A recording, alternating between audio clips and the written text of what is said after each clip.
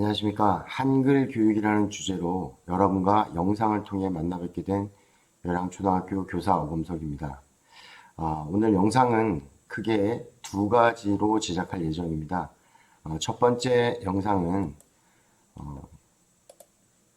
읽기란 무엇이고 왜 읽지 못하는지, 그리고 과연 읽지 못하는 아이들은 우리 교실에 얼마나 있는지, 그런 내용을 바탕으로 해서 읽기 발달 단계 속에 우리 반에 잘 읽지 못하는 아이가 읽기 발달 단계상 어느 단계에 속하는지, 그래서 첫 번째 10분짜리 영상은 첫 번째, 두 번째, 목차에 있는 첫 번째, 두 번째 읽기에 대한 이론을 바탕으로 해서 읽기에 대한 이해를 하고요. 두 번째 영상은 실제 한글을 지도하는 원리 및 실제, 그래서 한글을 지도할 때 어떻게 하면 효과적으로 지도할 수 있고, 그 다음에 실제에서는 한글을 지도할 때 활용할 수 있는 한글 놀이 지도법에 대해서 말씀드리도록 하겠습니다. 자, 그럼 먼저 첫 번째 읽기란 무엇이고 읽기 발달 단계는 어떤 과정을 거치는지에 대해서 알아보도록 하겠습니다. 자, 먼저 읽기란 무엇인가? 자, 읽는다는 건 무엇을 뜻할까요? 실제로 읽는다는 것은 생각보다 복잡한 과정이라고 할 수 있습니다. 이런 복잡한 과정을 좀 단순하게 만든 이론이 있는데, 일명 읽기 단순 이론이라고 있습니다. 이 읽기 단순 이론에서 읽기라는 것은 크게 두 가지로 설명을 할 수 있습니다. 그 두 가지가 바로 단어 읽기와 언어 이해력입니다. 자, 다시 한번 말씀드리겠습니다. 읽기란 단어를 읽을 줄 알고 그걸 읽음으로 인해서 이해를 할 수 있다는 뜻이겠죠. 자, 그래서 이 두 가지가 상당히 중요한데요.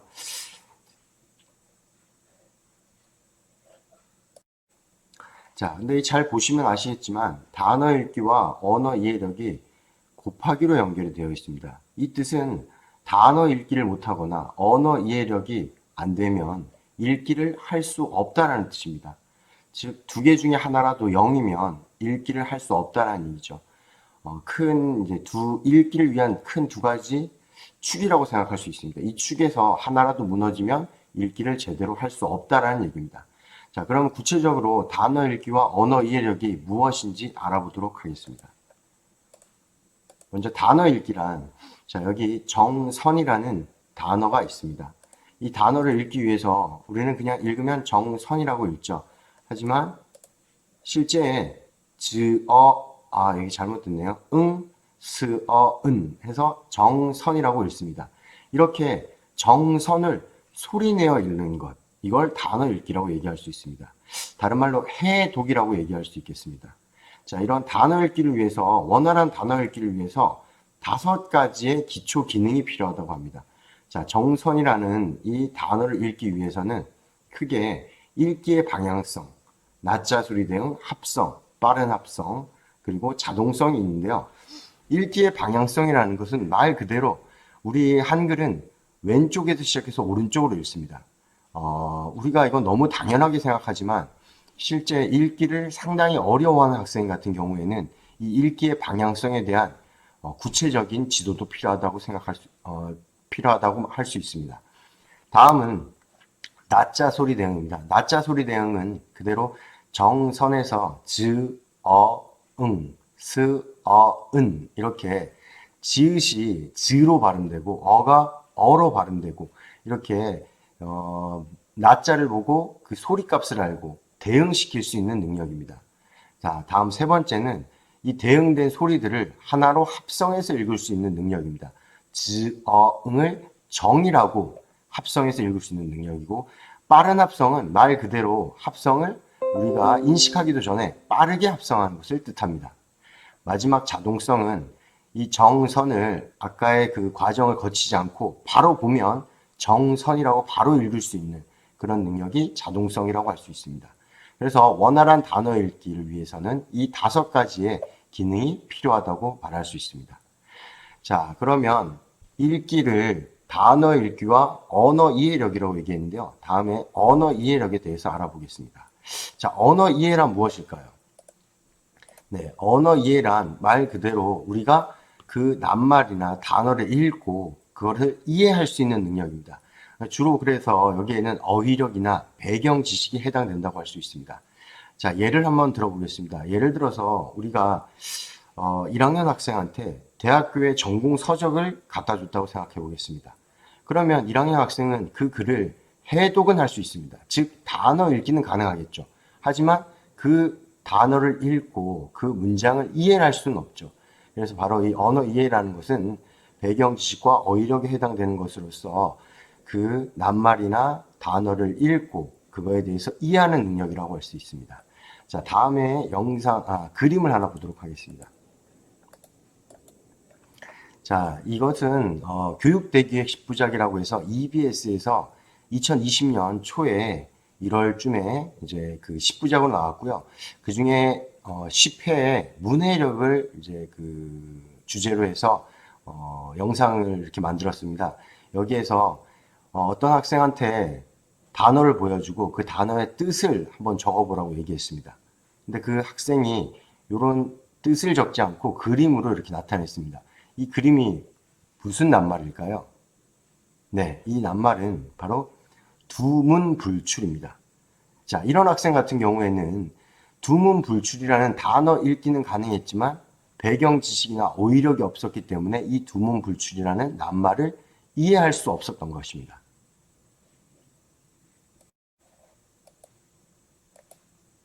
자, 그러면 우리 교실에서 잘 읽지 못하는 아이들이 얼마나 있을까 한번 알아보도록 하겠습니다.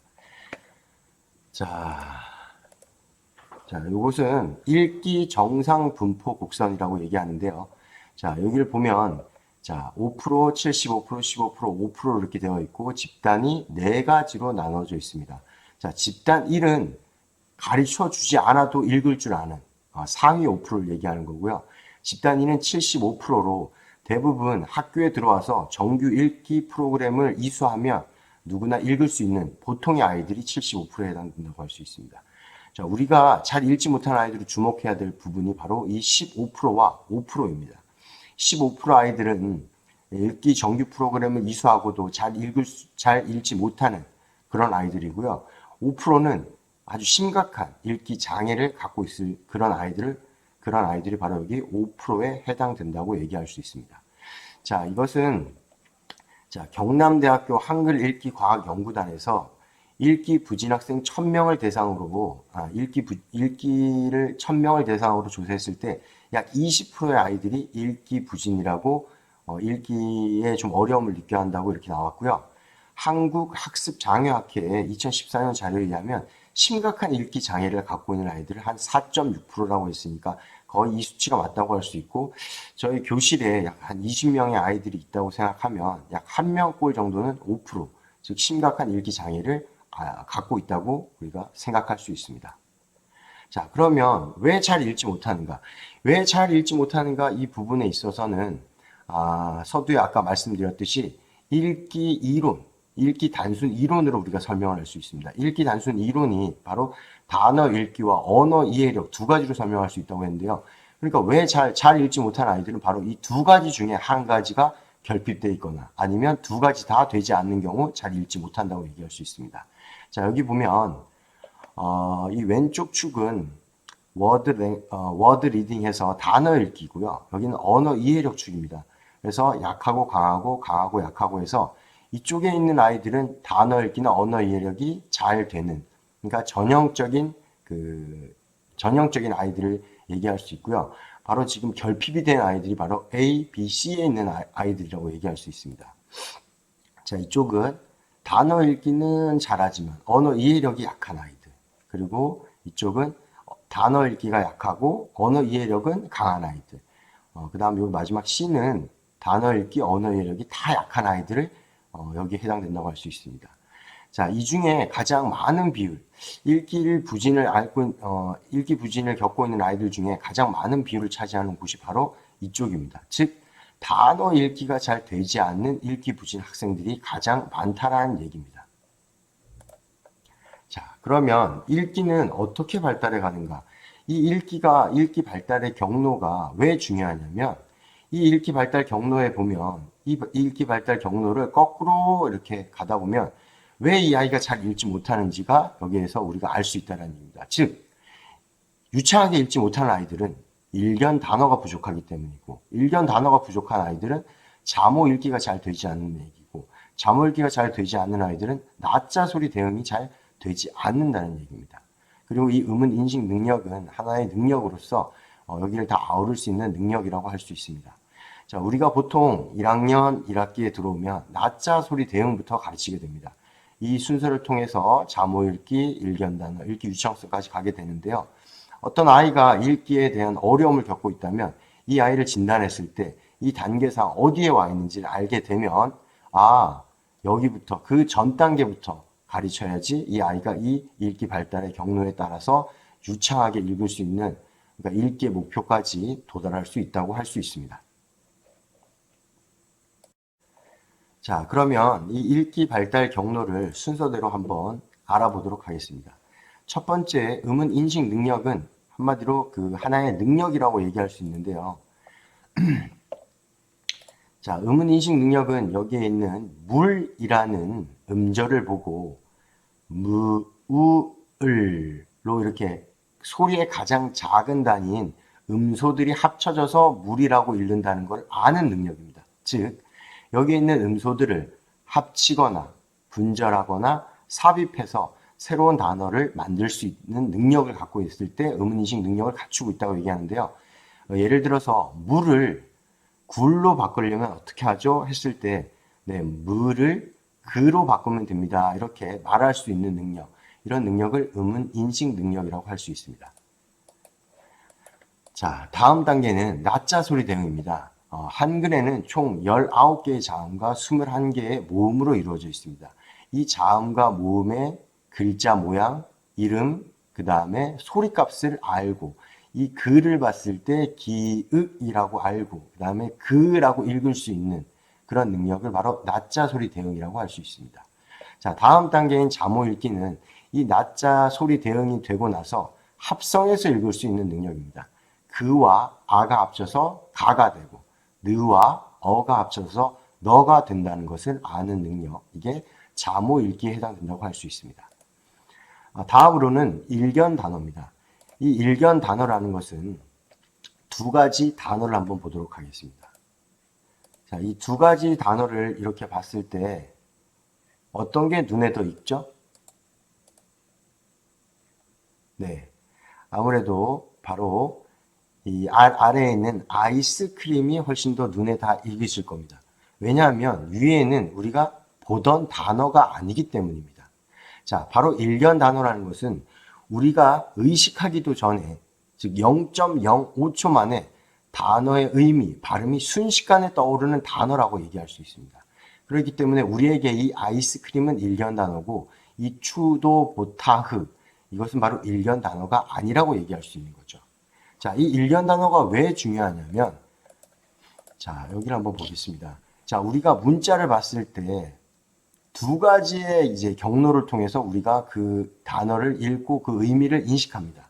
이 첫 번째 경로는 번역 규칙이라고 되어 있어서 바로 추도 보타흐와 같이 우리가 그 하나하나를 나자 소리에 대한 값과 그 다음 그걸 합성해서 읽어야 되는 번역 규칙이 적용되는 거고요. 아이스크림은 우리가 워낙 자주 보던 단어이기 때문에 바로 이렇게 가는 직접 경로, 그 다음에 추도 보타흐는 이렇게 간접 경로를 가게 됩니다.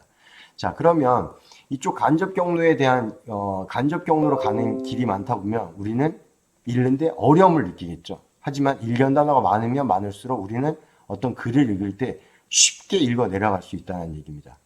자, 그래서 자, 우리 머릿속에는 이 뒤에 있는 워드폼이라는 곳이 있습니다. 이 워드폼이 바로 우리 머릿속에 있는 국어 사전이라고 할 수 있습니다. 즉 여기에 일견 단어가 많이 들어가고 우리 머릿속에 여기 국어 사전이라고 할 수 있는 거죠. 그래서 잘 읽는 아이들은 이 머릿속에 있는 이 바로 국어 사전과 같은 이 어휘집이 여기에 상당히 이렇게 많고요. 잘 읽지 못하는 아이들은 바로 그에 비해서 이 부분이 많이 약하다는 얘기입니다. 자, 이것을 언어학에서는 마트 효과라고 얘기하는데요. 자, 여기에 보시면 일견 단어가 많은 아이들은 독서량이 많아지니까 점점 학년이 올라가면 올라갈수록 그만큼 일견 단어가 많아지고, 그렇지 않은 애들은 읽기를 어려워하는 아이들은 그만큼 읽기, 독서 이런 양이 부족하다 보니까 계속적으로 이 격차가 많이 벌어진다는 얘기입니다. 자, 그래서 일견 단어가 많아지면 많아질수록 우리는 훨씬 더 글을 쉽고 빠르게 읽을 수 있다는 얘기입니다. 자, 다음은 바로 읽기 유창성, 즉 마지막 그 읽기의 최종 목표가 되겠죠. 자, 우리가 두 개의 지금 텍스트가 이렇게 있습니다. 자, 읽기 유창성이라는 것은 바로 정확성, 속도, 표현 세 가지 요소를 아우르는 개념으로 정확하고 빠르고 그 다음에 적절한 억양과 감정을 이용해서 가지고 읽을 수 있는 능력을 읽기 유창성이라고 할 수 있습니다. 자, 이 첫 번째 것은 우리가 흔히 보던 것이 아니죠. 그리고 여기는 우리가 흔히 보던 영어입니다. 그렇기 때문에 우리는 훨씬 더 아래 것을 읽을 때 유창하게 읽을 수 있다는 얘기입니다. 거꾸로 얘기하면 우리가 잘 읽지 못하는 아이들은 한글을 위의 모양처럼 인식하고 있다는 얘기입니다. 그래서 읽을 때 힘들고 그만큼 어려움을 느껴야 한다는 거죠. 그래서 우리는 아이들에게 한글 교육을 통해서 아이들의 이렇게 밑에처럼 유창하게 읽을 수 있도록 만들어줘야 된다는 게 바로 읽기의 최종 목표가 되겠습니다. 자, 마지막으로 정리하면 읽기의 발달 경로는 이렇게 음은 인식 능력으로부터 유창성까지 가게 되어 있습니다. 그래서 최종 목표는 읽기 유창성이 되고요. 자, 우리가 한번 돌아봐야 될 것이, 이 아이가 유창하게 읽지 못한다. 그러면, 이 아이가 아까 말씀드렸던 일견 단어가 부족하기 때문이다. 그 일견 단어가 부족하다는 것은, 그 전 단계인 자모 읽기가 잘 안 된다는 거고, 자모 읽기, 합성 읽기가 잘 안 된다는 건 그만큼 낮자 소리 대응이 잘 되지 않는다는 얘기입니다.